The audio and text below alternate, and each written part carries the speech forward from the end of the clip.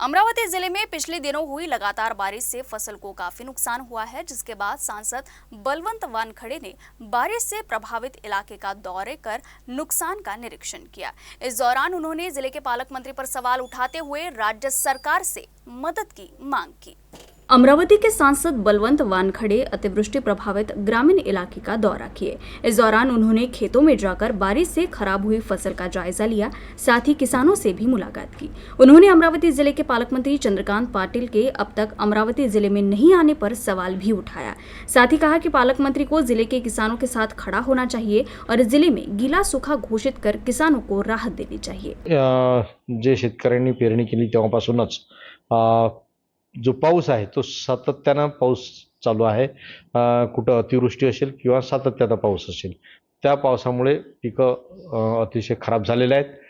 आता सोयाबीन उभारणीस आलं, परंतु पिवळा मोजक आल्यामुळे त्याचं उत्पादन एवढं घटणार आहे की निम्म्यापेक्षा कमी हे उत्पादन होणार आहे।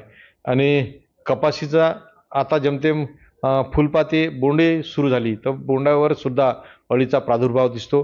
अतिशय पिकाची परिस्थिती नाजूक आहे, शेतकरी खूप मोठ्या संकटात आहे। अशा परिस्थितीत जिल्ह्याचे पालकमंत्री चंद्रकांत दादा पाटील यांनी त्वरित जिल्ह्याचा दौरा करावा आणि पीक पाहणी करून शेतकऱ्यांना दिलासा द्यावा, शेतकऱ्यांना आर्थिक मदत द्यावी, जो की शेतकरी खूप संकटात आहे।